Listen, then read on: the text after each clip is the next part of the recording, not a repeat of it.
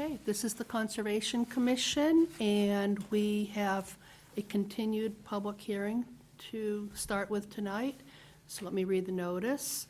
In accordance with Massachusetts General Laws, Chapter 131, Section 40, the Wetlands Protection Act, and Walpole Wetlands Protection Bylaw and Stormwater and Erosion Control Management Bylaw, notice is hereby given to the intent of Benchmark Senior Living LLC to construct two buildings of 4,000 square feet and 21,000 square feet, modified parking areas, landscaping, and stormwater management located at New Pond Village within wetland buffer zone and 40,000 square feet or more of land disturbance. The application and plans may be viewed at the Conservation Commission office. The public hearing on the above matter was held August 13th, 2025. All interested persons are requested to be present. Contact Landis with any questions, and so we're continuing this. So who is representing the applicant? The procedures at all? Excuse me? You want to go through the procedures at all? For this one? Well, for all of them. No, I was going to do it particularly for one. This one's not going to be so. Okay. Well, okay, procedure-wise, you're probably obviously focusing on what we should be focusing on and not a general overview of everything, right? Yes, and good evening, Madam Vice Chair, members of the commission. For the And would you record, please identify yourself? Luke DiStefano with Bowler, Westboro, Massachusetts. I think you summed it up pretty well. This is a project that has been before the commission before. It's actually a project that has been around for about 8 years now, give or take. There's been a few iterations that Benchmark has kicked around. But as presented to the commission a handful of months ago, what they've settled on is a couple of small additions to the existing facility that's on the site now. And the site, if you're not fully aware, is at 160 to 180 Main Street here in town. And it's a senior living facility. And what they're really looking to do is simply expand upon that. So the biggest part of the project is an addition on the south side of the building. And that is in this area here. It's about a 22,000 square foot, three-story building, which will provide about 67,000 square feet of additional space for residents, along with a parking garage located beneath that addition. There's also another small addition located in the northwest corner of the building where they are proposing a pool house, and that's a roughly 4,000 square foot addition, as mentioned in the northwest corner of the building. When we were here before, initially, there were a handful of comments that needed to be worked out that we received both from Landis as well as the town's town engineer, Carl Baldoff. So we've been working closely with Landis and Carl to resolve any outstanding issues, and I think at this point in time, we've gotten to a point where all the major issues have been resolved. We do have a few outstanding issues and a letter that was issued by Carl earlier in the week. But even according to Carl, we feel that all those issues are minor enough that they can be hashed out between now and when we appear before the planning board again in early December. Those outstanding issues are really, I'll call them housekeeping issues and some minor plan tweaks in terms of notes and things like that, but nothing that effectively impacts anything the commission would be looking at as far as the order is concerned. So what I'd like to do is quickly, I know you've got a pretty busy agenda, so what I'd like to do is just quickly walk through the biggest changes to the plans that have happened between when we were here in August and today. And really that's 6 things. The first of which was there was a Excuse floodplain me, boundary. You don't have the plans? What sheet are we on? Just on the rendering, you can look at any of the sheets to show the floodplain. You can look at the overall site plan, which is sheet 301. Probably about the 12th or so sheet in this set. And I'm going to use the rendering just because it's easier, but I'll direct you to each of the sheets as I go through Right. the changes. C301, right? Correct. C, okay. That's not how the commission generally wants it. They want to have the engineered plans. Say that again, I'm sorry? The commission, I'll speak for the commission, that usually they want to see the engineered plans in front so that you can show them the changes. Yeah.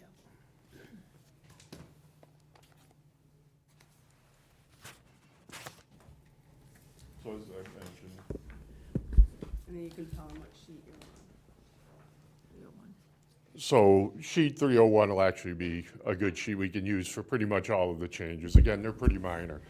So the first is in the northwest corner of the site. There was a floodplain boundary previously shown. Floodplain maps were updated, so we now show the new floodplain boundary. We're not impacting any floodplain. That's probably several hundred feet from any areas of disturbance, but it was a note. So we wanted to identify the fact that that's been changed. There was a request to add a sediment forebay on the north side of the parking lot. That would help aid in pretreatment prior to some of the runoff from the north side of the parking lot entering an infiltration basin on the north side of the property. That's been added. There was some discussion about drainage from the pool house, both from the rooftop of the pool house as well as pool water. The pool water itself will be drained into the sanitary sewer system, but there are times where they will be looking to backflush the filter. So that runoff or that flow will be directed to a riprap apron and scour hole located in the northwest corner of the property, along with the roof runoff. And that dechlorinization pool and scour hole is designed to hold up to 1,000 gallons or treat up to 1,000 gallons, which is what the pool would require for that type of cleaning. There was also a request to rebuild an existing scour hole and level spreader. I'll call it on the west side of the building.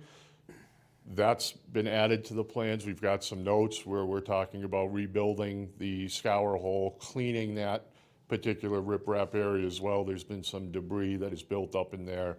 So notes have been added to the plan. There was a request to add an additional stormwater quality unit and catch basin on the extreme western edge of the drive aisle around the building to help aid with pretreatment and collection of runoff from the loading dock. That's been added to the plan. And then the last big change was a small yard drain located in the patio area that's proposed off of the addition on the south side of the building.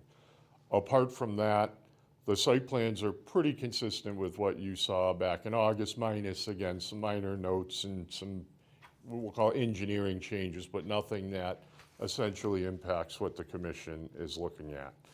So those are the major changes. I'm happy to run through the project in a little more detail, but again, I believe everybody's familiar with the project to date.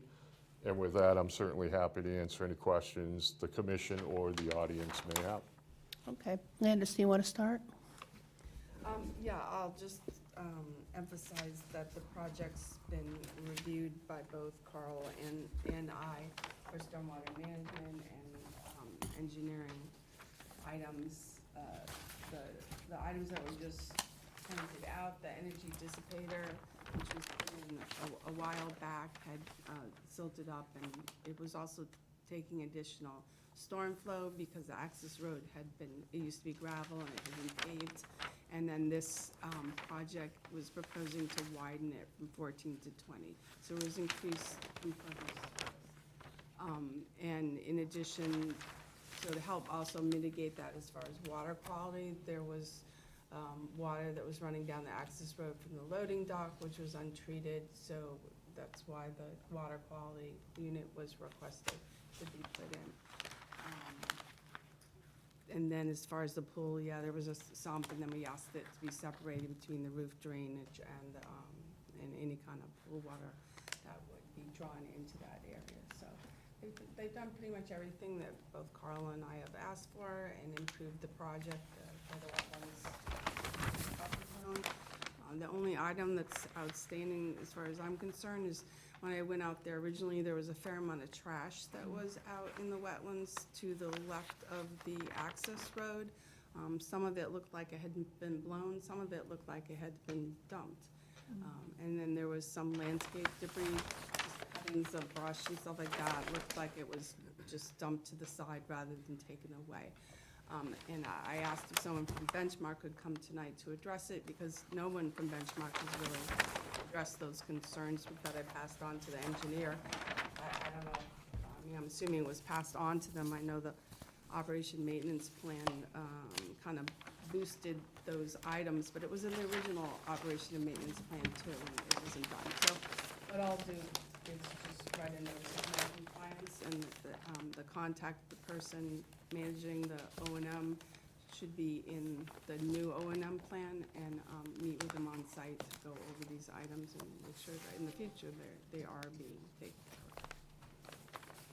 of. Yeah, and if I can expand a little bit on the cleaning. I know Benchmark, they did want to have somebody here. Unfortunately, Lee is tied up in another meeting. But they did indicate that cleaning was done to some degree in the areas that you had mentioned. There is still some trash there. It's pretty clear. I don't think it's been dumped. There is some landscape clippings and brush that certainly looks like it was dragged there. The trash seems to be trash that may have blown in there, although there is a footbridge that. I have pictures of stuff that. Yes, I think doesn't since, look blown in there, since they've cleaned it, I think a lot of that stuff is, again, you're dealing with individuals that, use that area a lot, and I can't tell you what happens there, but there's certainly trash. We have added to the O&M plan Adam Manchester, who is the site facilities name. He is on here, he's responsible for that. They do also have a contract with a landscape company.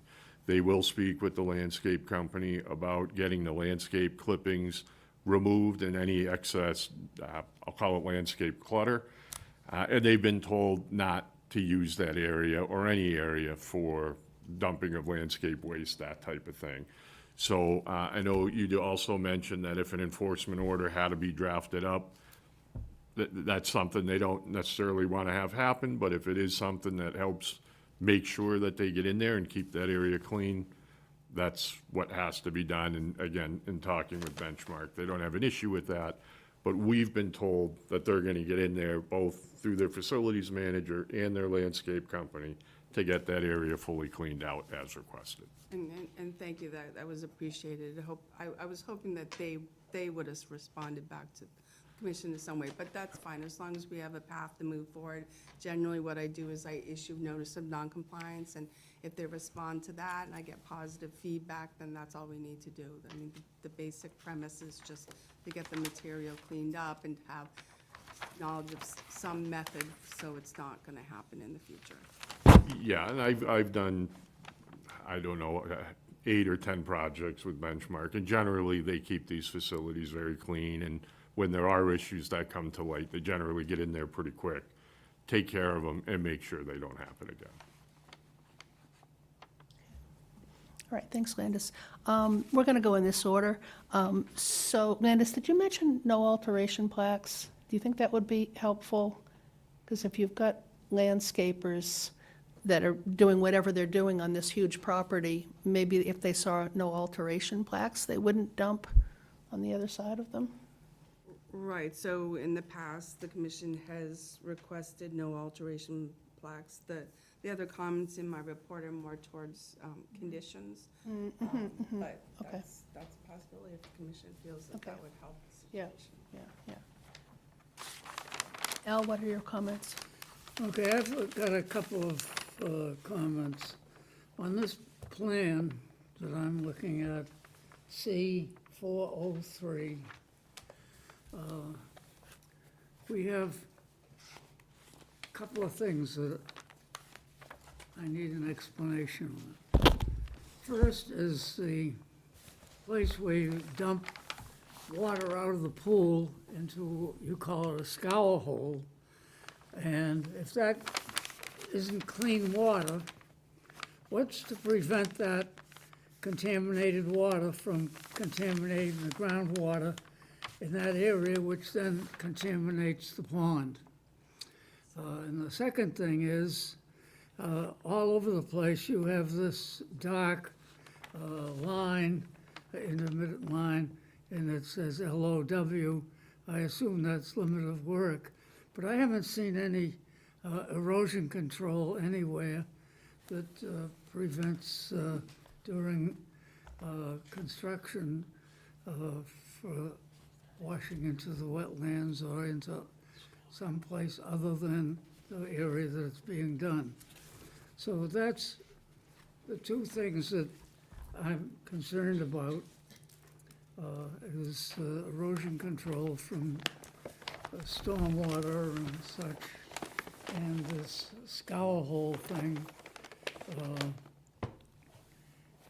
No, I'm just wondering if the erosion controls are on a different plan. Yeah, well, Yeah, so again, if I may, as far as the, I'll call it again, the scour hole in the northwest corner, there are two holes that have been designed. One is for dechlorinization in the instances where they're backflowing or backflushing the filter.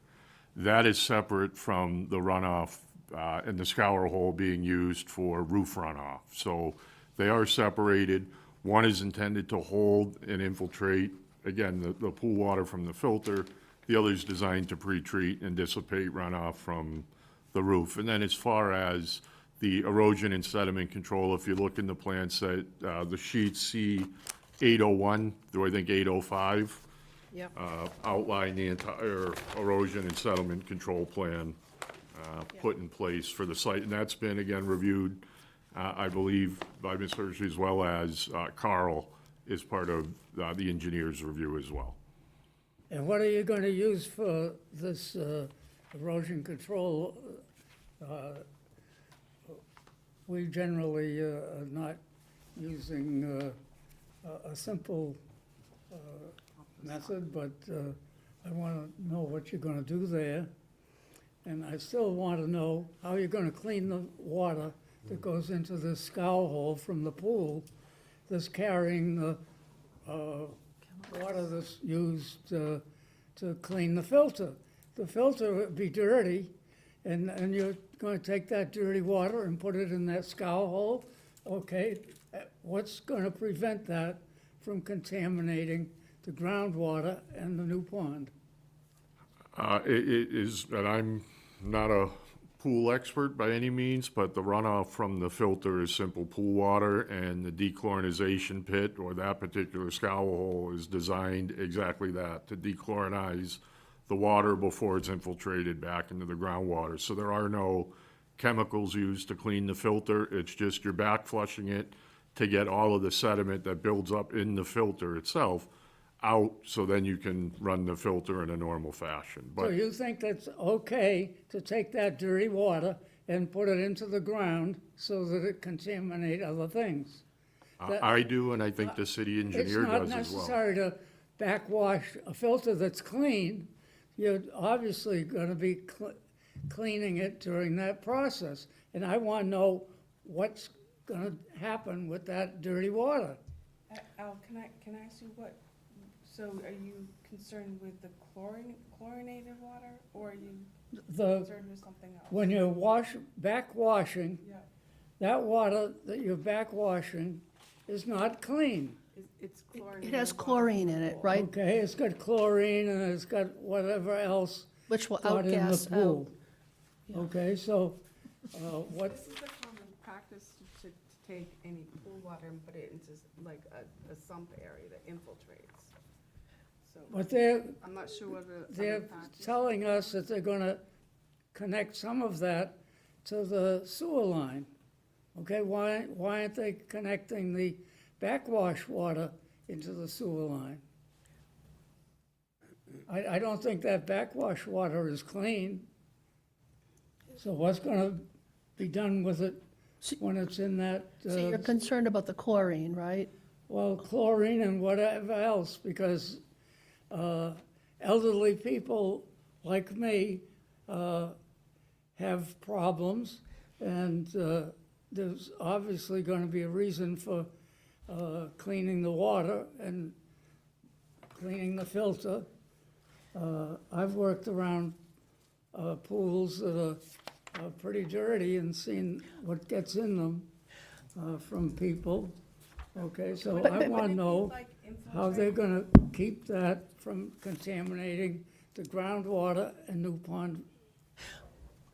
And if the commission saw fit to add this as a potential condition, I'm certainly happy to provide some additional information. My understanding is the pool water that is used, or that comes out of that back flushing process is really clean water that they jet through the filter. There is some chlorine in it, which is why we have the pit for the dechlorinization. But there are no added chemicals, there are no added cleaning products, for lack of a better term, that go into that process. But again, if the commission would like, I can get some more intel. But my understanding is that, again, this has been reviewed by the city engineer, and that there are no issues with the process as far as the cleaning of the filter. The pool water itself, as you indicated, will be directed towards the sanitary sewer system and directed to the municipal treatment plant prior to any discharge, which again, is my understanding, is pretty common practice. And the water that gets discharged to this sump area will then be infiltrated. Correct. It's It'll, not going to just spill over into the wetlands and into the pool. correct. It would be like any kind of stormwater infiltration basin, the material that comes off a road and then Yeah. goes into an infiltration basin. That material that comes off, The process yeah. of it infiltrating through the ground filters it. Well, I've seen filters that are pretty damn dirty and slimy and yucky. So it should be, the sump should be cleaned out Mm. periodically, so there's no. Well, there's nothing that tells us that. And one other thing too, that might help, I asked, is it within the O and M to clean out this area? is it in the O and M plan for the pool? I don't know if there's anything specific to the O and pool. M for any other stormwater BMP on site, is the sump included in the O and M? That area would be, yes, that would be So it is clean. included in the operation and maintenance plan to maintain that sump area? Okay, and that's spelled out in something? It's in the O and M plan, which is not on the plan, but do you want to see the O and M plan? Well, I'll accept your explanation that there is something to prevent this material, which can be pretty dirty, from contaminating the groundwater and the new pond. So I anticipated getting a revised O and M, because there was like a couple other items we wanted to include that. So I will double check the O and M. Yeah. To see if it thoroughly addresses, cleaning that area for any residuals that come Yeah. out, okay? And that's that issue. Now, what about the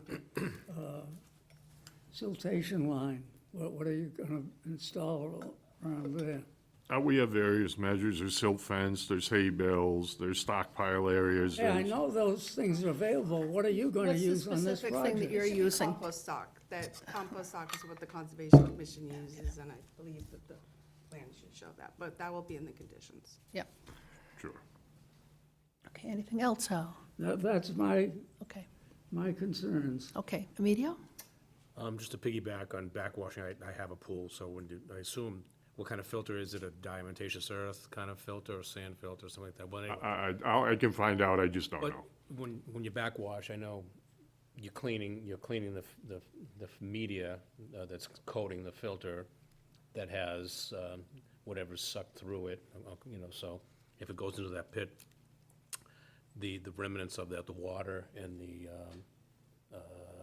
coating, I don't know if it's sand or diatomaceous earth that I use, it's crushed shells, that's what diatomaceous earth is. and I know that. it goes into that pit, I guess was what they're saying, so, that's what I, like I backwash, and that's what happens, and I recoat the filter, so it's, yeah, it can be, depending on the earlier in the season, it can be greenish water, until everything gets going, but it goes in and it settles out, I assume, and then gets infiltrated, as she said, so, yeah, I'd like to see, the O and M plan should be part of that as well, sure. Yeah, we'll make sure that it's included in the O and M. Thank you. Thank you. Okay, anything else, Emilio? Okay, Bailey? Nothing, just agreeing with the no alteration plaques. I see it's on Landis's recommended list, just to prevent the dumping and Sure. anything. All right, Jessica? Nothing additional. Okay, Julianne? Yeah, same here. Thank Okay. you. All right, so are we Okay with closing the hearing? So would someone like to move to close the hearing? I'll move to close the hearing. Yes. Okay, all in favor? Aye. Opposed? So that's 600. And what do we want to say about conditions? Strictly looking at the. I'll go over that. So you guys want plaques. You want plaques along the 25-foot alteration area? Is that where the dumping has been going on? Can you show us where the dumping is on the Yeah. plan? The dumping that I observed was as you drive into the access road area, the first was there's a rather tall retaining wall, Streets here. and it was over the retaining wall. There's a couple of there, yeah. The first one that you come to is you come along that curve, so.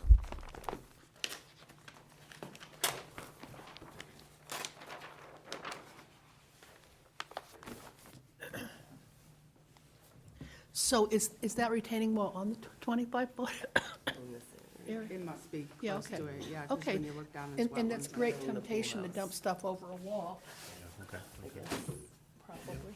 yeah, that looks like it. Yeah, that wall is outside the 25-foot, but the footbridge, I think, where most of that area was, Or the footbridge, I don't have a plan Oh. for me, so. Okay. You want this, can we have a smaller set of plans? Yeah. Okay, so that we don't have this giant thing. What? The no alteration plaques are, you know, are you familiar with them, like Yes. 3 by 5, and it says no dumping beyond the point. and we're certainly happy to walk the site, afterwards, and you can let us know where to place them, and we'll put the plaques wherever you'd like. We do that, you want to do the figuring. Yeah, visit yeah, points. especially since it's very particular, because usually, the place is pretty nicely landscaped. People are just not dumping randomly. They're dumping where they think they can get away with it. Well, it's, yeah, Right? it's I sort mean, of the backside of Yeah. the building, so it's not really the area that, probably the people that, live there hang out. Yeah. So, which is fine. Okay, so why don't we could just do a condition that, Yeah. no alteration flag shall be installed, along the 25-foot no alteration area, as directed by the agent. Yeah, yeah, that'd be a good idea. Well, is the 25, is there a fence back there? There's some there, but most of it's unfenced. Okay.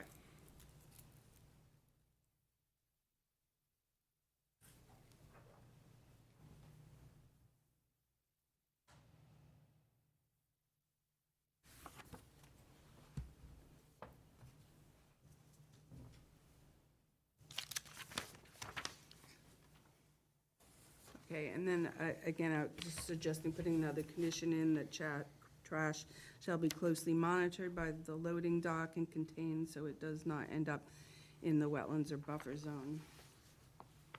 Then landscape materials shall be taken out and disposed properly, not disposed of in the wetlands or buffer zone.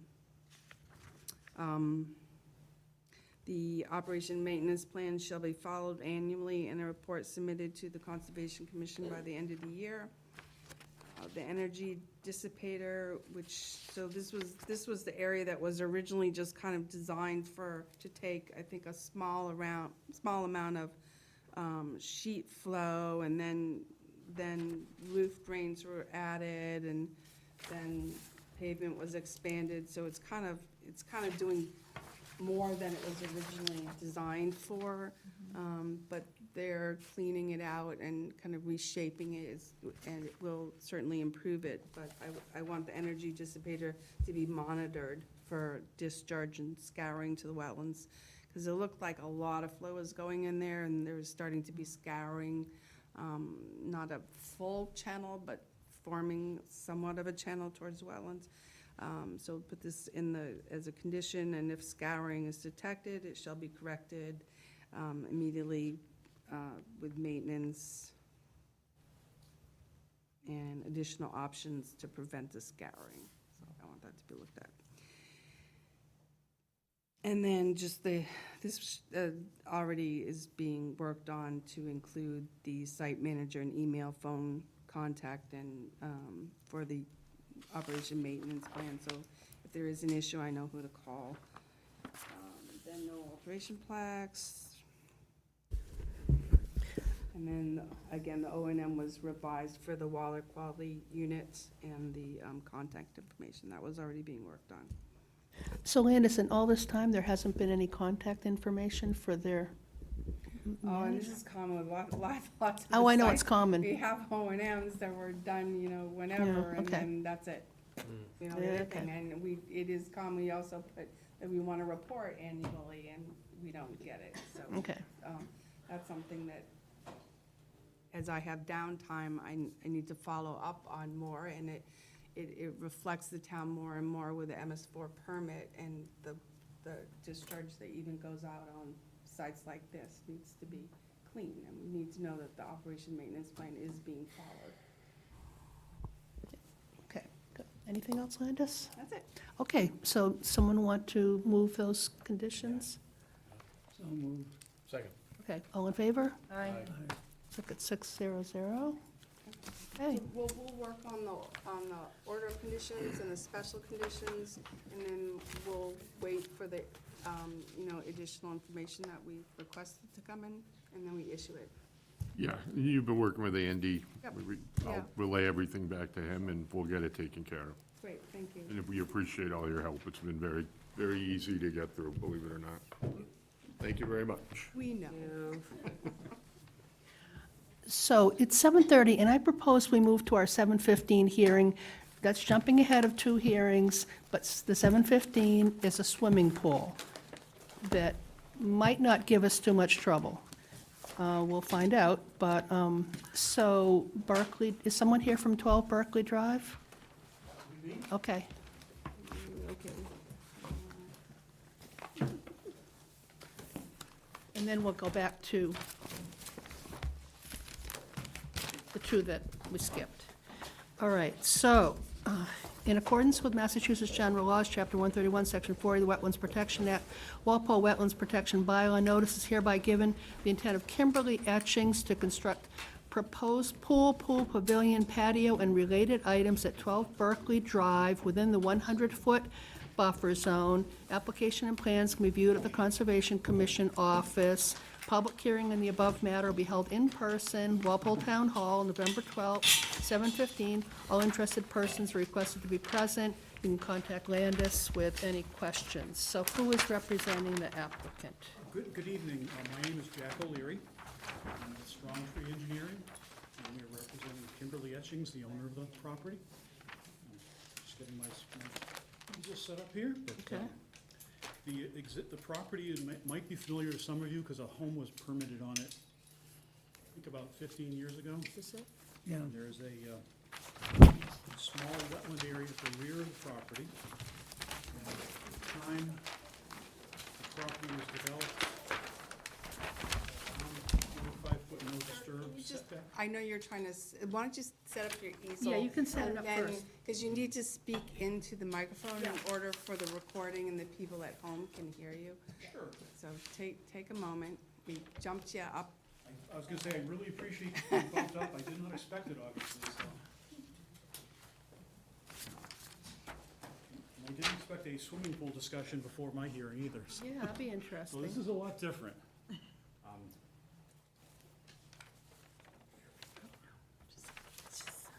so if you're gonna go to the board, you can either sit there and talk into the big microphone, or you can bring the microphone with you, whichever. Thank you. Again, my name is Jack O'Leary. I'm with Strong Tree Engineering, and we're representing Kimberly Etchings, who's the owner of the property at 12 Berkeley. And thank you for coming out tonight and hearing our hearing. I did submit the green cards via email. Do you want the originals for this meeting? Sure, you can give them to Sarah. when you- It should, on the way out. Yep. And we did get a file number signed by the DEP, so the hearing may proceed. And I'll sign in, and as I was saying, the property may be familiar to some of you because it was permitted by the commission about, a number of years ago, 15 years ago or so. And there is a small wetland area in the back with the aquamarine blue color there. This is Berkeley up here, and the existing house is this orange, somewhat irregular shape there. And at the time, the 25-foot no-touch zone was respected by the previous owner putting in a very significant retaining wall on high on this side and low on this side, creating an area for a lawn but dividing it from the 25-foot no-touch zone very clearly, and a fence. So under existing conditions, this whole area between the back of the house and that retaining wall and fence is a lawn area. And my client is proposing to construct a residential, smaller swimming pool, typical of a residence, in that backyard, along with that's the pool here in blue. And there's a pavilion and outside area with a cover over it to have parties under it and that sort of thing. There is an equipment pad behind that, and then there's the walkway all around it. We've taken that design from their pool people, and we've added a dry well for the roof runoff from the pavilion area so that roof runoff is infiltrated prior to any discharge. And we've also put a vegetated swale that kind of wraps around the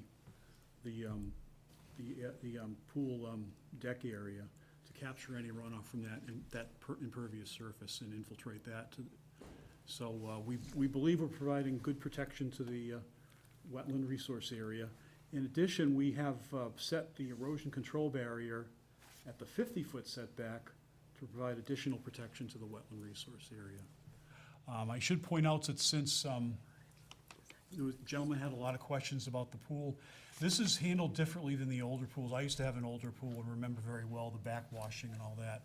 This is a newer, more modern system that has no backwashing. The pool filter has a bunch of cartridges that when they clog up, the pool company presumably will, or the owner of the house will take them, bring them inside the house, put them in a sink and rinse them off. That's apparently according to the pool company, that is very commonly done now. So the issue with pool backwashing is no longer really an issue. Nothing gets exposed to the environment. It gets into the plumbing and ultimately to the sewer. That's really about it. I believe we've met your requirements as far as submittals, and we think the design meets your requirements and is very protective of that existing wetland area. Landis had mentioned a couple of things prior to the hearing, which are very helpful, thank you. One of which is she had pulled out a copy of the old as-built plan, and we found that the dry wells for that existing house, one is located over here and it's out of the way, but another one was quite close to the pavilion. So what we are proposing on this plan is to install or relocate the existing dry well, as the case may be, from where it is now to the corner of the house so it continues to function to infiltrate the roof runoff from the house. And we have in that way, it's completely separate from our dry well for this pavilion. The other thing, two things were, there were some no disturb plaques that were required under the original conditions. And she correctly noticed that they weren't there. Though we did find one that was kind of integrated into the wall, like hammered in, and it's there. And also some dumping of landscape material behind the wall and the fence. I examined the site in detail, and you're correct in that there's no plaque except for that one. And as far as the dumping goes, I did see some evidence of it. The owner indicated that was done by the previous owner, and that they're more than happy to remove any offending material. That currently their landscaping company is directed to remove any landscape waste from the site. And in addition, they also took the older fence out, which was a kind of a vinyl post and rail fence, which wasn't doing them a lot of good as keeping their dog in the backyard. And they put in a taller black vinyl wrought iron or steel or something fence, I think it's coated steel, that has just a couple of gates in it. So what I'm thinking, if it suits the commission, is that the plaques should go at the gates where they'd be effective. The fence is so high that Yeah. it'd be very difficult for anyone to throw anything over that fence now. The post and rail fence would be easy to toss landscape materials through, and I can see how that happened. So that's the thought I have if the commission would entertain it. Yeah. Sounds like a good idea. All right, any comments, Landis? The only other question, and I thought I sent this, is I understand the no backwash, but if they were to, we usually cover this with a condition, but if they were needing to draw the pool down, which I know people say they don't, but there may be an instance that they have to draw the pool There down, can be, yeah. that they know where the pool water is going to go. My understanding is the pool company has someone that pulls the water out in a tank. Given that it's next to a wetland, obviously, we don't want it going raw into the wetland, so. Okay. But if you made a condition, no drawdown into the wetland, they would certainly live with that. Yeah, so the lot right next door, if you're facing the street to the right, just recently passed as well, and I was out there inspecting, so that's why I knew a little bit about this lot in addition, so that's it. Okay, good, thanks. All right, no comment from me. Al? No comment. So was a pool proposed and never built, was that it? In the past, it wasn't on the conservation submittal that Landis provided to me. So never, this is just, Right, is it an- was this just is a in house addition lot to that it. we have the as-built on. I must be thinking of another, okay, all right, then, all right. So you have a stockpiling area there that you'll maintain that and haul it out Yeah. when you're done? Yeah, Okay. so materials, whatever they use, they're not gonna be tossing it willy-nilly everywhere. It's within it's behind the erosion control barrier in a designated area. And we did designate the access from the driveway right along the Mhm. side, so that no one's gonna wander back into the retaining wall area Okay, with their equipment. that's all I got. Okay, Bailey? Your silt sock looks to kind of end near your proposed dry well area. On the left side, correct, Yeah, yep. is that because there's a wall there, or? There is that's on the left side, that is where the wall that extends above grade is, so effectively, Okay. I mean, it's kind of overkill to even have silt sock there, but it's actually a very attractive stone wall, all hand chinked together. And that's all above grade, so that whole length there is a total barrier to anything leaving the site or going to the wetland. Over here, the wall is, the backyard's in the high side, so that definitely needs silt sock upgradient of it. That's all, thank you. Okay. Jessica? No additional comments, no. Okay, Julianne? No comments. Okay, would someone like to move to close the hearing? So moved. Oh, sorry. Oh, the audience, I'm sorry. Would anyone like to comment on this pool project? Oh, thank you. Okay. All right, now would someone like to close the hearing? So moved. You sure? Yeah. Second. All in favor? Aye. 600. All right, so you've pretty much stated what you want in the order of So, conditions, right? Yeah, the recommended condition is the kind of standard one that we often use for pools. The pools shall be maintained so as not to discharge chlorinated or salt water and/or other pool managing agents within 50 feet of the wetlands resource area. Pool water shall be directed to a gravel sump or holding tank when necessary to avoid discharge to either the wetlands resource area or abutting property during drawdowns. So then the plaques can go on the gates. You said there's two gates? 2 gates current. That's a great idea. And then I would just throw in that landscape material shall be removed from the sites.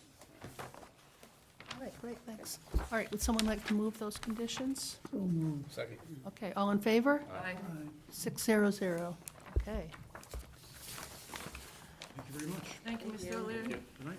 all right, so now we're on to our 705, which is going to be Main Street, which I have to read.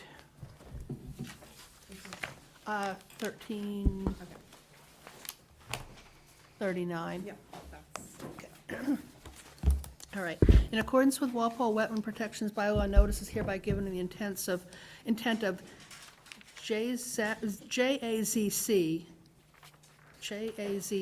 LLC, I suspect, to construct proposed new parking lot and restoration of existing disturbance in the 25-foot buffer zone located at 1339, 1357 Main Street, within 100 feet of an isolated vegetated wetlands.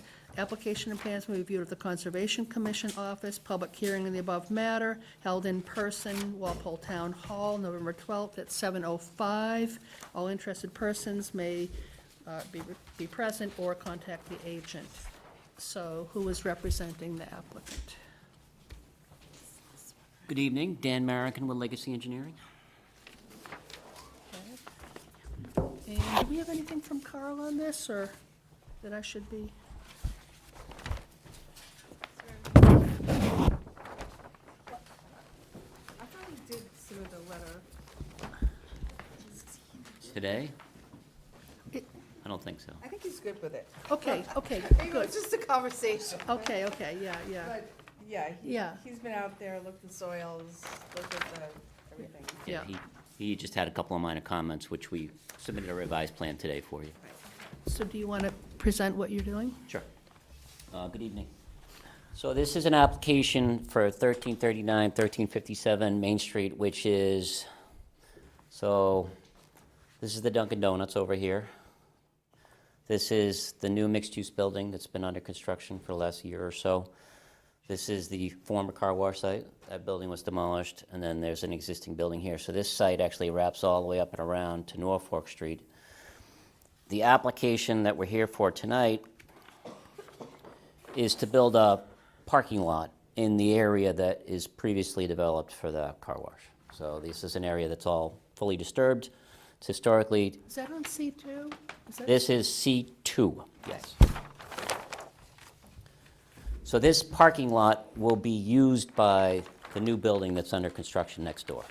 So it's going to be in an easement on our site, and we're building it, and we're going to connect it into their parking lot, so that it'll basically create this larger parking lot for that building. So if you look at C3, all of the good details are there. We have a construction entrance at existing driveway off of Main Street, stockpile area. This sloped area here, we have an IVW, an isolated vegetated wetland on site. This sloped area is historically disturbed. Landis and I looked at that.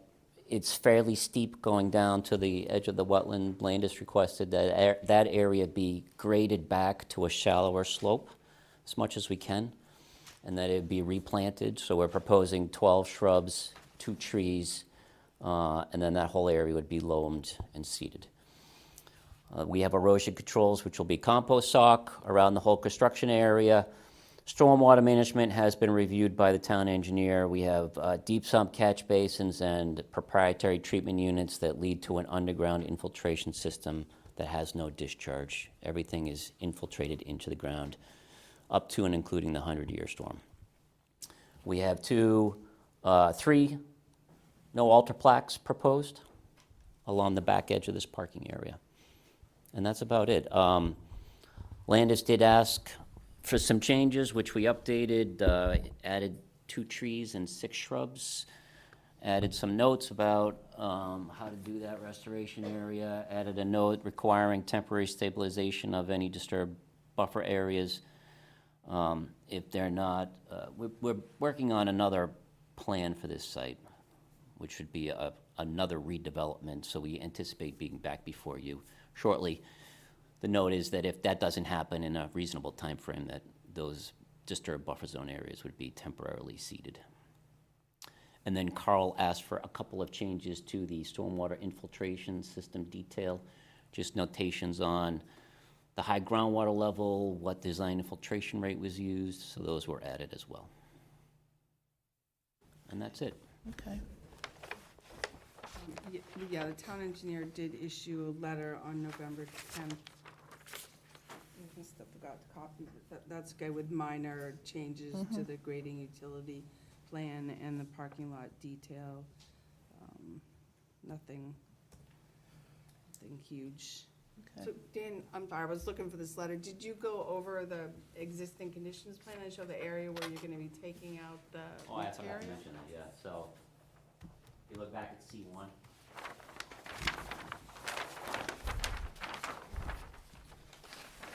So, the existing building, it's the pizza place now, that used to be a rental shop.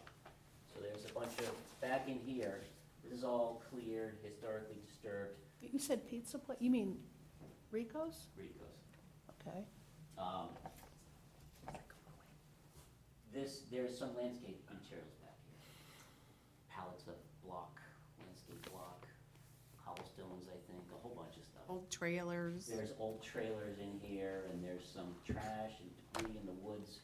So we included notes in the plan, basically, to go through and remove all of that material. And where it's in the 25-foot buffer, they go in by hand, take it all out.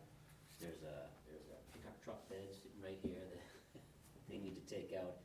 So basically, just want to take the whole back area here in the buffer zone and just clean it up.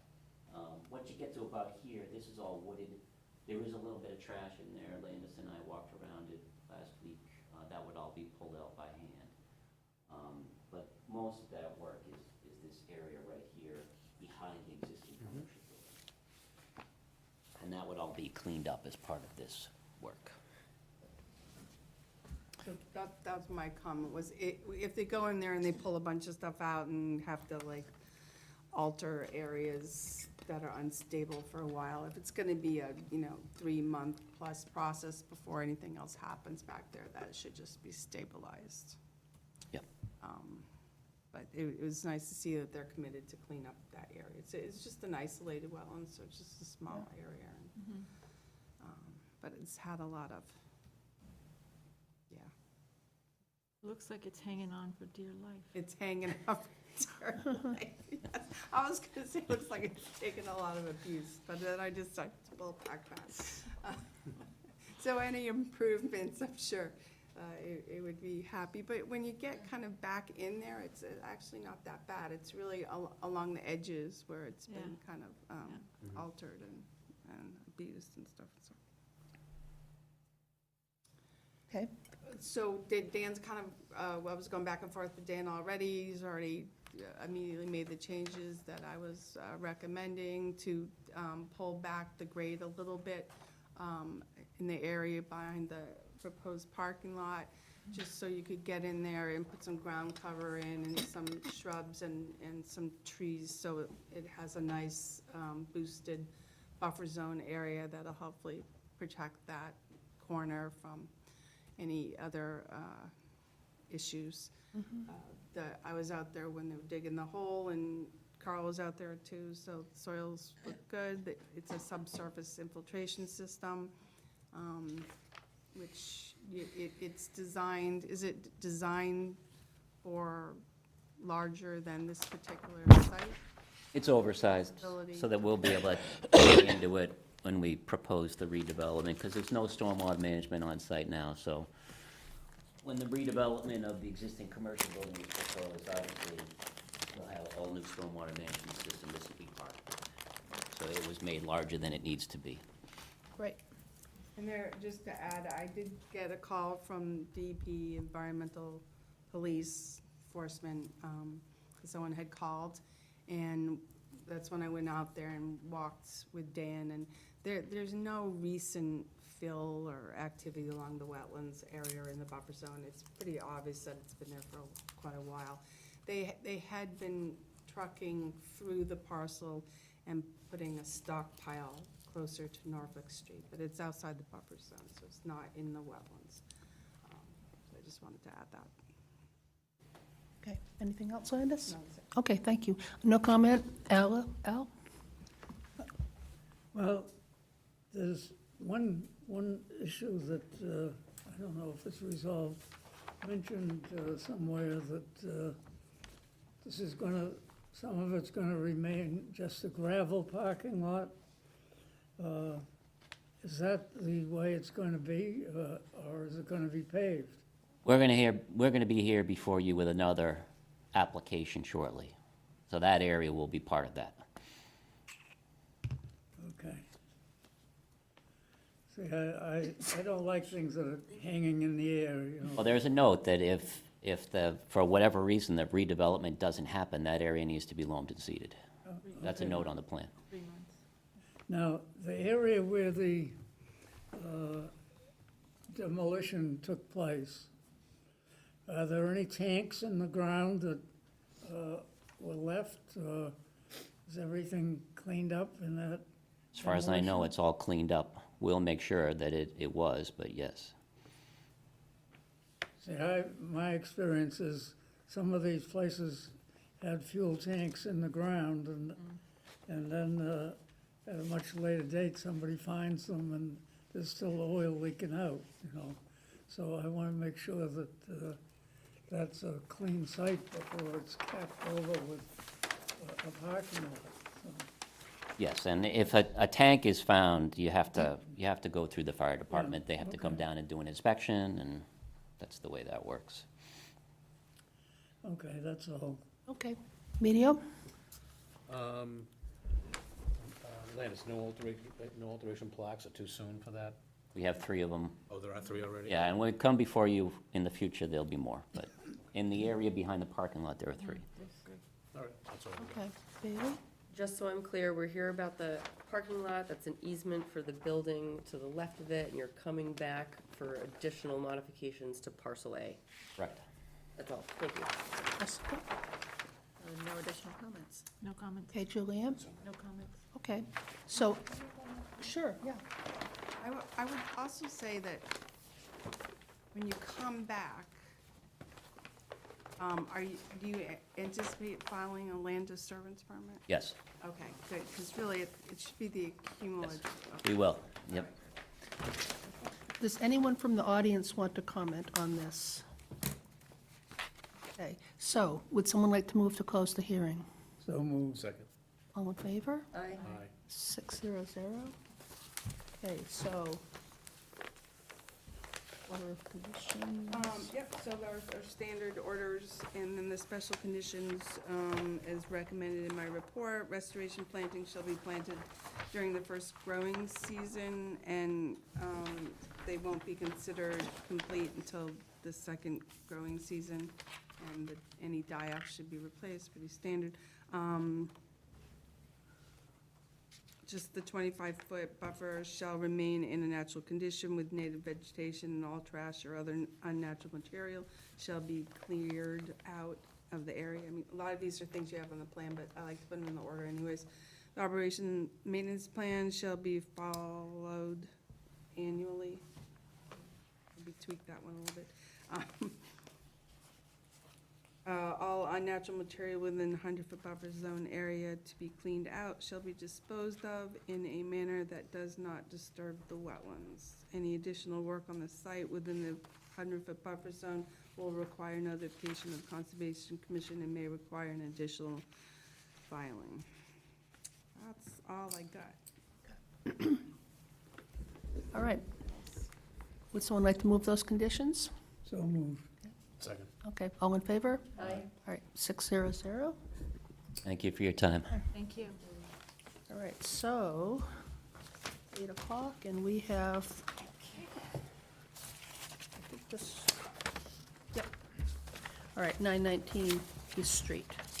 So, in accordance with Massachusetts General Laws, Chapter 131, Section 40, the Wetlands Protection Act and Walpole Wetlands Protection Bylaw and Stormwater and Erosion Control Management Bylaw, notice is hereby given to the intent of Toll Brothers Incorporated to construct a proposed 67 residential units, utility site grading roadway, stormwater management at 919 East Street within bordering land subject to flooding and riverfront area to Springbrook, and 40,000 square feet or more of land disturbance. The application and plans may be viewed at the Conservation Commission office, and public hearing in the above matter will be held in person at the Walpole Town Hall, November 12th, 2025, 7:10.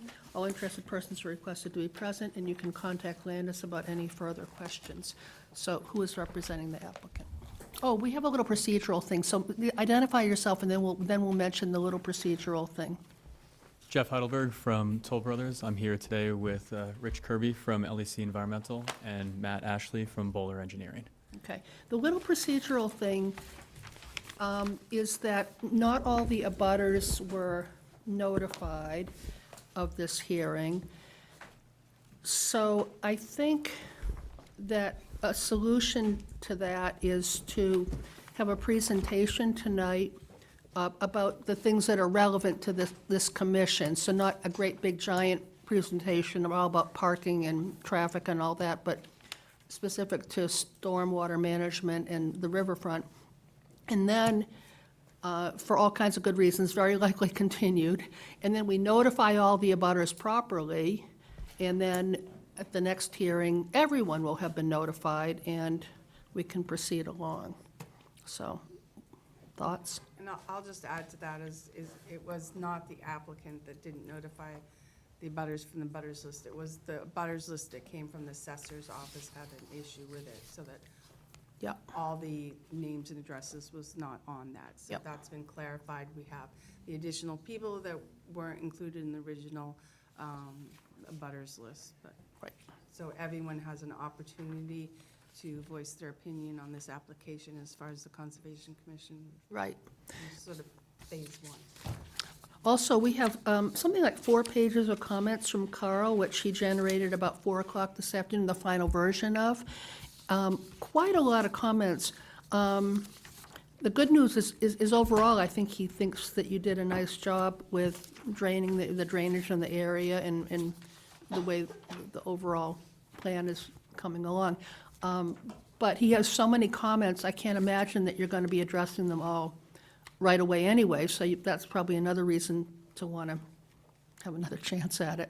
And I'm not going to go through them all, but I mean, this is primarily about how the stormwater is going to be managed as the site progresses along through the demolitions, and then it's empty, and then you're starting to build things, and also because it's partly on a riverfront, so, all right, so who would like to make I'll a just start and presentation? say, I think your suggestion's a good one. Yes, we'll be back here. We do expect to continue.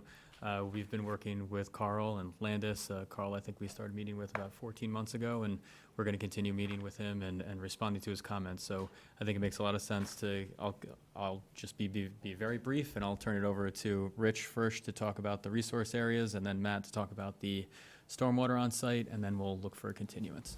So appreciate that. And Rich, when you speak, can you just make sure to speak into the large microphone so that the people at home and the recording is good? And Yes, if I you're will. at a plan, tell us which one you're at. I think you're at 201.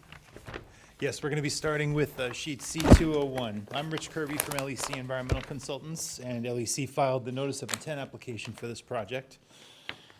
This is a just over 4 acre piece of property in the central portion of town, that way, I believe, just over Spring Brook. And you can see here it's comprised of 8 parcels, including residential and commercial. It's surrounded by residential and commercial, and of course, there's the Bay Circuit Trail and Greenway Park to the south, through which Spring Brook flows. There's a floodplain associated with that Spring Brook. It occurs to elevation 139.5, which just touches the southern portion of East Street. And then, of course, we have the 200-foot riverfront area, which extends from the mean annual high water line to that brook, which is pretty distinct. It occurs within a relatively steep embankment. So we have, again, a variety of existing structures, pavement, lawns, site appurtenances, patios, driveways, things like that. Within the riverfront area, we have the shaded blue areas are the impervious areas. So we have the parking lot associated with this commercial structure here, and we have 915, I believe it is, East Street, and its associated walkways and parking lot, driveways, et cetera, and the lawn and landscaping, some of which is overgrown, associated with those lots within the riverfront area. In terms of the project, is it this sheet over here? Thanks. We can go to sheet 301.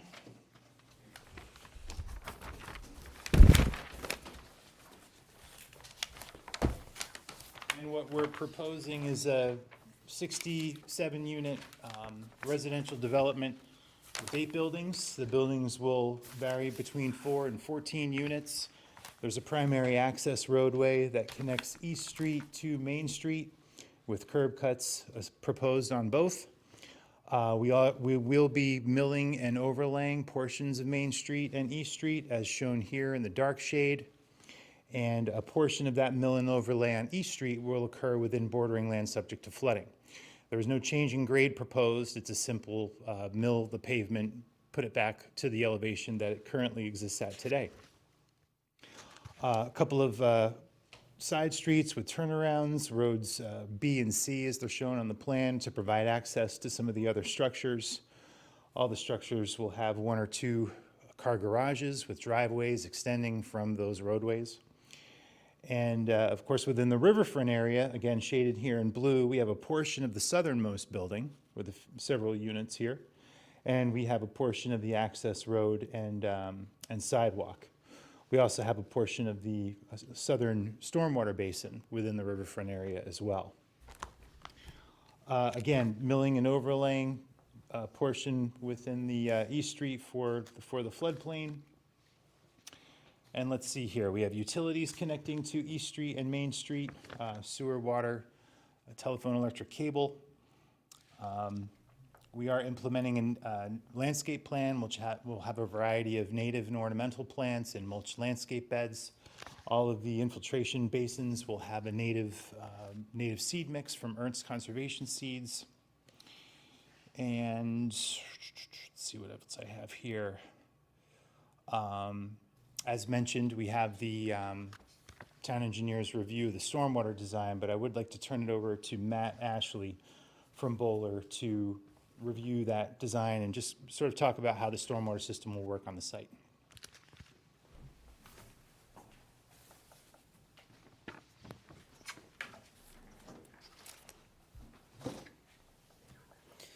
I'm going to jump to C402, please.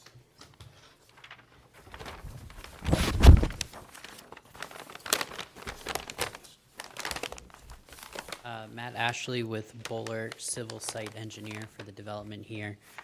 So our team has sat down with Carl on numerous occasions, went out to the site and conducted test pits with them there for all the stormwater that I'm going to run through today to get an agreement on soil type, infiltration rates, and seasonal high groundwater out there. So currently on the site today, there's limited to no stormwater management out there, maybe some associated catch basins with the commercial development located down in this area. What we're proposing today is a fully town and state compliant stormwater management system. So essentially everything on the site from impervious areas and a large portion of the site is proposed to be collected through deep sump hooded catch basins.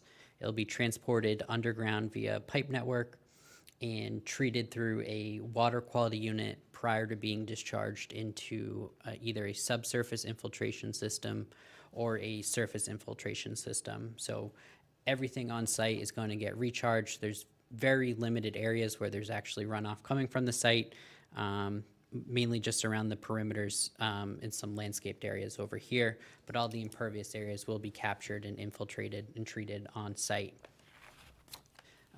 As part of this as well, and it was something that Carl wanted us to include, all the rates and soil types can be found right on this plan. We also did model up to the 100-year storm event just to demonstrate where that would be within the basins. So those can also be found in the top right corner there. So everything has appropriate freeboard and is not calculated to discharge up to the 100-year storm event. There is no connection out into the public system, so everything is contained on site. There is an emergency overflow weir located here. Again, not expecting that to be activated, but as engineers, you like to be conservative and think, you know, what goes wrong and how can we contain it. So that is a high-level overview of the stormwater management system here.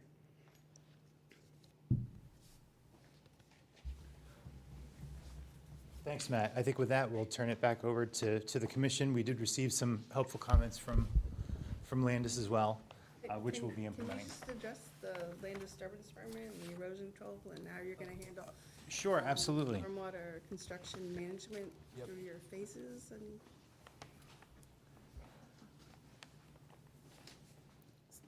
Because this is filed under the Wetlands Protection Act, the local bylaw, and the land disturbance permit. So. Correct. And you did provide some useful comments. We're going to be modifying this plan to provide some additional information, but we do have a multi-tiered approach for erosion control, erosion and sedimentation control for the project. Obviously, we're going to have our stabilized construction entrances off of What's East. the sheet, sorry? Oh, I'm sorry, 801. Oh, 801. Thank you. Sure, no, thanks for bringing that up. So I'll give you a moment to turn to that page. All right, so we have a multi-pronged approach here. Again, some additional comments provided by Landis. We're going to be modifying this plan to address those comments, but we do have the stabilized construction entrances off of Main Street and East Street.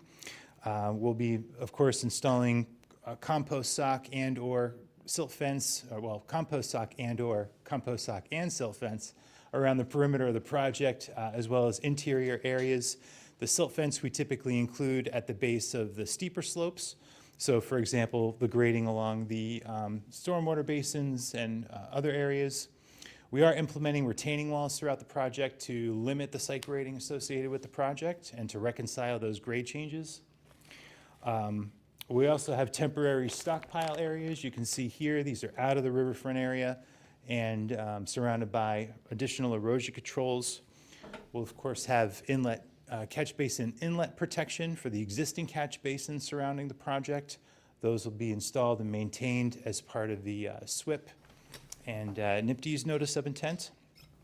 And of course, we will have concrete washout management for the project as well, where the concrete trucks wash out within concrete basins to capture and contain that concrete.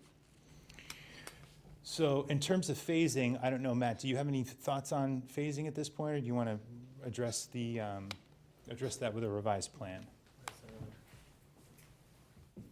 Yep, and then one other thing to note, the existing, or the proposed stormwater basins are generally at the low points here, and those will be used for construction, temporary stormwater management through the site.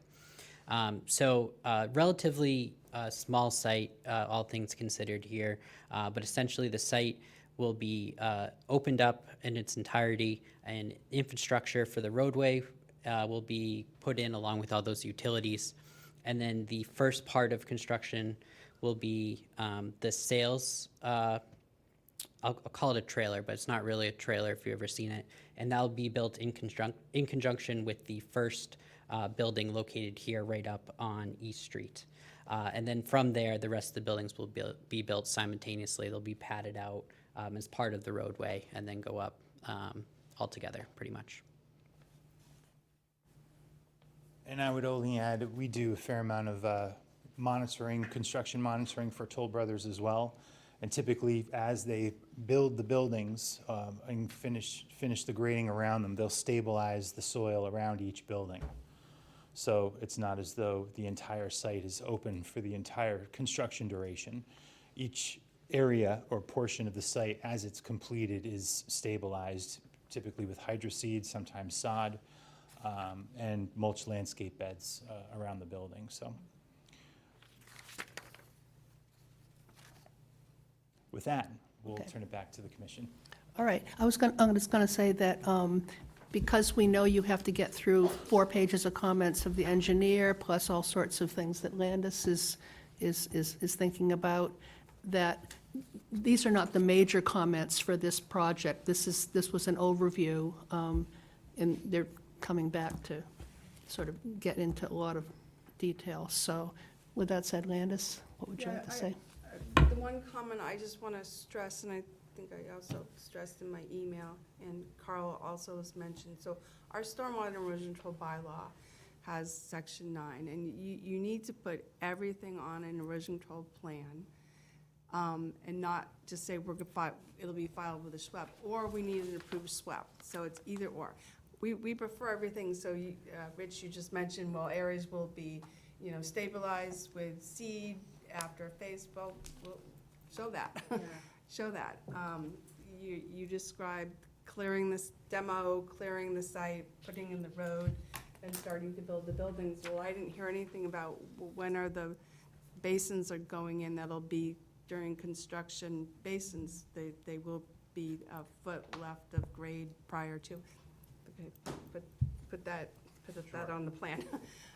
So I know, I just found that if we make the applicant upfront think about these and not just say, well, the contractor's gonna do that later on. I'm not standing out in the middle of the site and there's mayhem occurring and there's a Schwepp, which is a big piece of paper somewhere in a trailer. We wanna know, we've looked at the site, we've looked at the grades, we've looked at everything has to do with our project, and we have thought about where we're gonna put pre-construction or construction period stormwater, where we may need to seed while we're doing one building and the next. So it's a little thought ahead of time, but it's useful. Yep. Okay, all right, thanks, Landis. No comment at the moment, although I'll make one at the end. Al, do you want to say something at this point? I'm not clear on one issue that really doesn't affect anything at this point. Do I get the impression that half of the units have no parking and half of them have parking? Is that correct? So the parking's actually within the unit, so they've got garages that you pull into. So that's why you don't see a parking space out front. Okay. See about that later. No driveway. Okay. No driveway. I'm sorry. Not a driveway. Correct, you're just not parking in a driveway. It's a tandem garage you can pull 2 cars into. It's the full depth of the unit. And I want to see something that indicates that if the construction entrance doesn't catch all the muck and stuff, and some of it comes out onto East Street or Main Street, that gets swept up on a regular basis, like every day. I haven't seen anything like that, so. It's very easy for that stuff to get tracked all over town. Don't want to see that. Okay. All right, comment, Emilio? Not at this point, thanks. Okay, Bailey? I noticed this doesn't have a DEP number. Has this been in front of the planning board? Yes. Yeah, it has. And it was approved? No, not yet. I have concerns about building in the 200-foot riverfront area, and specifically the, one of the main construction vehicle entrances. But those are my only comments right now. Okay, Jessica? Not at this time. Okay. I would agree with Bailey in terms of the construction access. Okay. All right, before we open it to the public, you heard that not all the abutters, I assume people here will want to say something. Not all the abutters were informed, so there is going to be definitely there has to be another round of this. It wouldn't be right to not have abutters here. This is Conservation Commission. I happened to tune into the planning board meeting the other night. And I'm very interested in traffic and parking and one-way streets. However, this is Conservation Commission. You can see it's irresistible. Even Al wanted to talk about parking, but he's not supposed to because it's not our jurisdiction. So, believe me, I could say a few things about those things, but we have to talk about the stormwater on the site and the drainage on the site and the riverfront.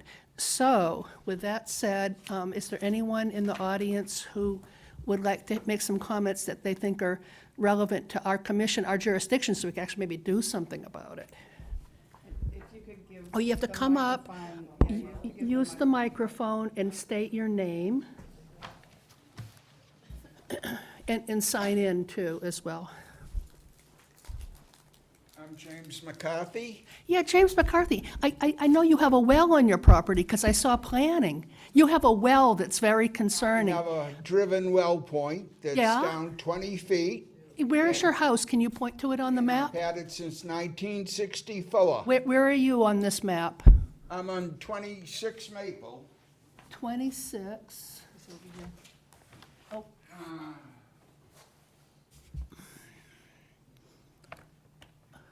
Right here. okay. So you have, This is my property.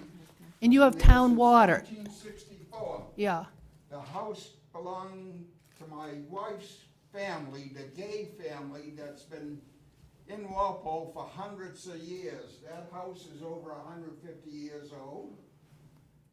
The next door is Mary Schmidt. I drove a well for Bill Edwards. Her maiden name was Edwards. And I drove a well point for him in 1964. And we watered our yards and gardens all those years. And I'm concerned about the conservation and the water table that's in our yards. I've had no problem in all those years. The water table varied between 11 and a half feet down and 13 and a half feet down. Now, the points are down about 19 and a half, 20 feet, never ran dry. Always, I can pump 5 to 6 gallons per minute with I have a jet pump hooked up to it. My other concern is with these structures here west of me, I'm not gonna have the sunlight for the last 2 hours a day. not our jurisdiction though, not our jurisdiction. I can't think of, yeah. Buildings are gonna tower over my house. But let's address, Proximity is wrong, as far as I'm concerned. so, let's address the water issue, and possibly the developers can say something too, but this site is going to end up with more water infiltrated into the ground than it has ever had in its history, I suspect, because this whole business of infiltrating water is very new. Used to be just dumped into storm drains and go straight out to Deer Island. So there's gonna be a lot of infiltration. It might even improve your well situation. But maybe one of the developers can say something about what that infiltrated water could, I think you'll have more of a water runoff problem with this type structures being built this way with the hard top and roads coming down than what exists right now. okay. Would you like to say something about the infiltration? Jeff Heidelberg from Toll Brothers. As of right now, the site is slightly developed. It has 9 different properties on it. It's got some houses, garages, commercial property, retail development on it. All of that is, some of it's within the 200-foot riverfront area, some of it is not. But all of it does not infiltrate currently. So all of it right now runs off into the town system, and then it is sent to the brook, untreated. What we have proposed here are 7 different stormwater systems, of which 6 are underground infiltration systems. One of them is an above-ground infiltration system. All of this is meeting the DEP and local treatment standards. So currently, all that runoff that has salt in it or sand in it and sediment in it, that's running off. It's untreated and getting into the town system. This will be disconnected from the town system and infiltrated and treated at an 80% TSS removal rate, which means that it's much, much cleaner. How high are your buildings gonna be? I'm just focusing on the runoff right now. How many? Yeah, well, we can discuss height at the planning board. There's still an opportunity to talk about that, yes. Yeah, so there's, again, 7 different systems, all meeting the removal rates of that sediment. So what you currently receive in the groundwater now should increase dramatically once these systems are put online. so perhaps that's reassuring. And definitely the height of the building's the planning board. We've got this whole division of labor at Town Hall. Fire chief is the turnaround of the fire trucks, the planning board is the one-way street on Maple. I heard it all in planning board. All of this has got to go to different people. Does anyone else want to say anything about stormwater or the riverfront? So we're concerned about the riverfront. You can hear that the commissioners are concerned about that, but remember, we're also, we know we've got some time to do some really serious thinking, and we have a lot of comments from people who are, so anything else that we can address that's in our jurisdiction? Okay, all right, so we're thinking about continuing the hearing, and talking about dates now, I guess. What, do you want to put an opinion on dates, Landis? So the commission's next meeting is December 10th. It's pretty busy, I will tell you. I know you're going back to the planning board on January 15th, That's correct. so the commission's next meeting is the 14th. So I think it would be preferable if you would go to the 14th. And, you know, in the meantime, we can have additional staff meetings and That's what we fine-tune flagged as well, so the yes. plan. Okay, Yep. yeah, so hopefully you'd be ready on the 14th for Concom and then ready for the planning board on the 15th, so. Do we have anything else on the 14th at the moment? Nope. Okay. Here, we don't have What? Oh, just quick question. In terms of the abutter notification for the folks from 101 School Street that weren't notified, I presume, and Landis, you can confirm, we're notifying the abutters that were not notified, correct, of this public hearing? We want you to notify all the Yeah, We want to notify everybody. Okay, no problem. Just to make it clean, just yeah. Okay. notify all the abutters for the continuance on January 14th, so everyone is clear. Okay, so if we have nothing else, I guess it's 7 o'clock. So 7 o'clock. on- Let's That'd hope be there's no great. small swimming pools that have to go after you, but. Okay. Thank you. Thanks, everyone. All right, so do we have to? Yeah, they, Okay, just so to be clear. would someone like to move that we continue this to the 12th of January at 14th, at 7? Move. All in favor? 600. Okay, so the public hearing will be continued to January 14th at 7 p.m. Great. Thank you. Enjoy the holidays, everyone. Thank you. Thank you.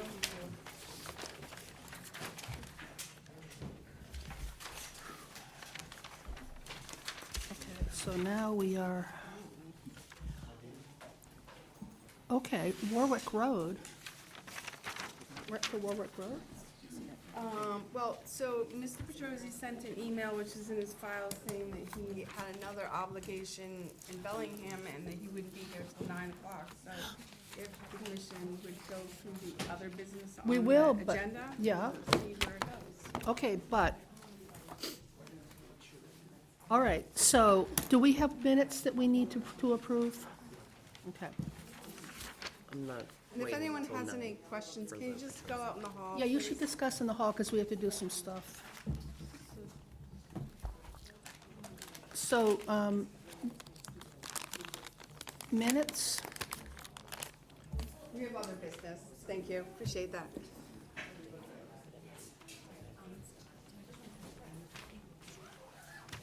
does anyone have a comment on the 10:22 minutes?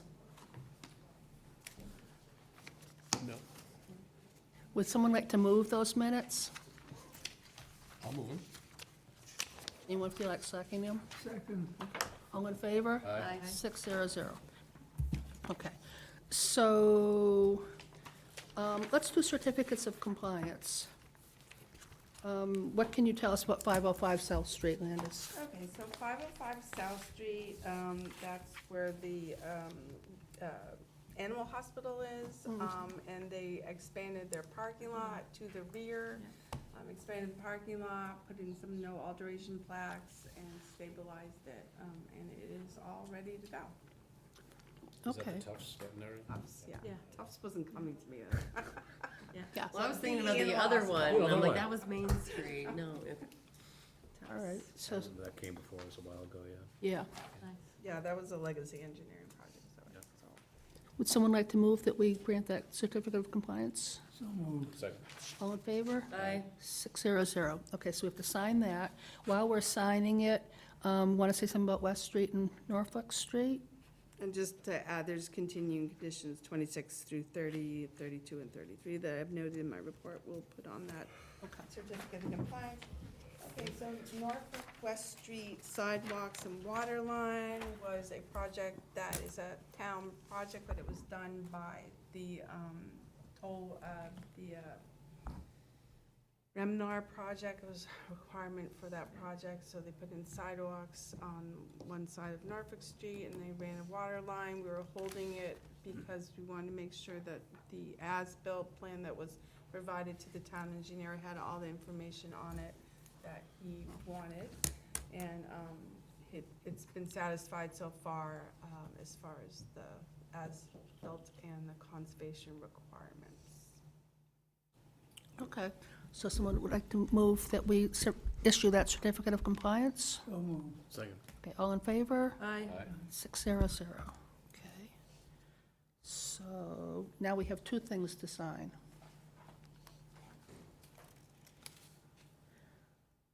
And so while we're signing those, anything to say, Landis, on the topic of the enforcement order that's, Sign the, we have, oh, we have other things to sign. Okay. that's, Okay.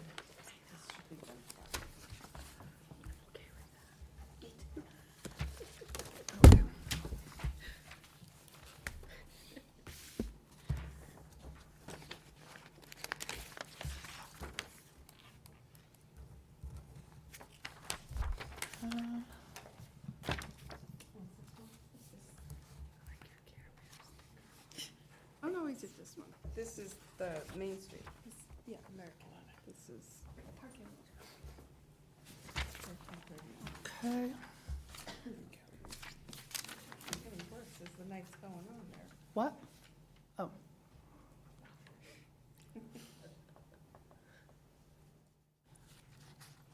Okay, this is the bylaw, only one for 1339, okay. 57 Main Street.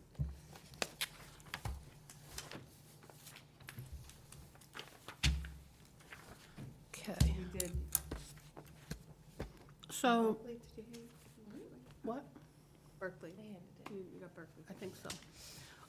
Okay, so anything new on the enforcement order?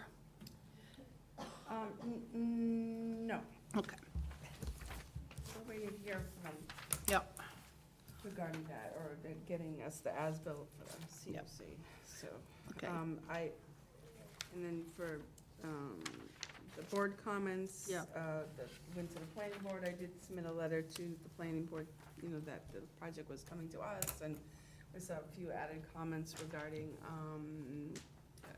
green space on E Street and, perhaps having something to deal with dogs on site, so that it would be taken care of on site rather than a possibility of people coming across the street to the park. Yeah. Yeah, Okay.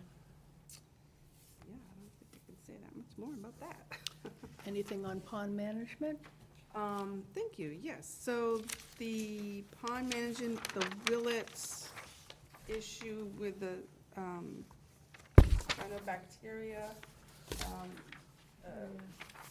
signs that went up for warnings for people not to swim or dogs to use the pond. There was 2 consecutive, negative tests of the pond, so so it was lifted so that I went and took down the signs, and it's clear. Good. That's Willow Pond, you said? That was Willow Pond, right? I had put up signs that were provided to us by the Mass Department of Health at the North Street Trail entrance and at the beach. And Norwood had put up signs too, and Westbrook was also notified of it. So those are down. Conservation property? Anything new on that? Nope, nothing new on the conservation property.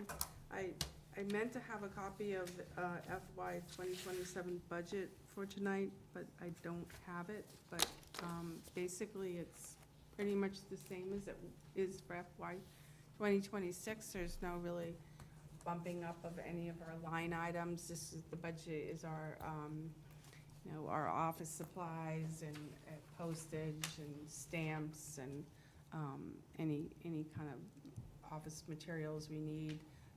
There's a line item for some maintenance, about $1,500 that we get in our budget for little items that come along. And then we also have a line item if anyone wants to go to the MAC conference, or if there's some training that needs to be done. So we've been told, to pretty much keep it as is, other than what needs to be bumped up because of cost of things. So that's where we're pretty much maintaining it. So nothing new, no additional staff or anything like that. Okay. Is there any other business anyone would like to bring up? So just the other two honors is the request for minor modification for Warwick Road. I don't know if you want, how you want to handle Should we that. discuss those without him here? I mean, we can do that, but is that going to create more problems? Honestly, I'm hesitant to sit here for 25 minutes. I won't, sorry, I can't. Okay, so, but I'm thinking about, if we sat here and discussed the modifications without him, that would not fly very well, probably. Well, and the other option is for him having to wait till the next meeting in December to even discuss if it's a major or minor modification. So Well, Okay, and, seems like it would be more beneficial if the commission made the Discuss it right decision now? tonight. But so, okay, we can do that, we can discuss those right now. And, he took the risk of not, Okay, all right, so then, want to tell us about modification number 1? we could just start talking about him and show up, but I don't know. Well, I'm, I don't think it's a good idea. You don't Okay, think we oh. should discuss it at all? Well, given, the history of, how can I say this, you know what I mean, that The history. could be complicated.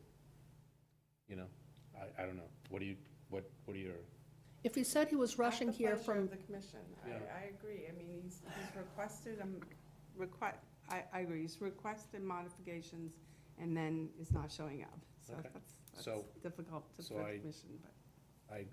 How do we deal with this with other applicants that don't show up? Do we usually just continue? doesn't happen that often. Right. It really doesn't. If someone has a No. modification, they want to be here to defend it and talk about it. we don't typically discuss anything without the app. Yeah, I'm a little hesitant with these because the Certificates of compliance and stuff like that. we do. Yeah. certificates of compliance different, and sometimes they're even here. I just don't think it's a good idea. All right, so then, are we the ones that say we're continuing it? Well, it's not a public hearing, so it's not a Okay, okay. continuance, you just table it. Okay, so then we're tabling it till our next meeting and put it on at 7:05 or something?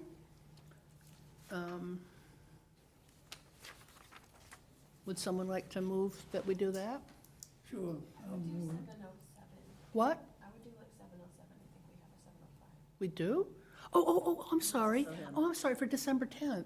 Oh, that's right, December 10th. Oh, okay, Yeah, we do. 7:10, make it 7:10. Actually, No, 7:10.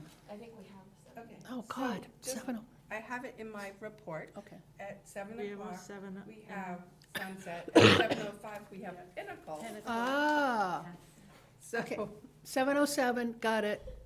Because we have Pinnacle, ergo, he'll be here for I could Warwick. just do 7:04 so he can address those before he goes. into Sure, Pinnacle. 7:04. That way the Warwick Road gets done, and then the Pinnacle, yeah. great. Okay, so at 7:04 is, there's The two, the two more Yeah. discussions Yeah. of modification. yeah, yeah, yeah. All right, would someone like to move that? Second. All in favor? Aye. 600. Okay, so would someone like to move to close the hearing, to close the, to adjourn? Second. All in favor? Aye. 600. All right,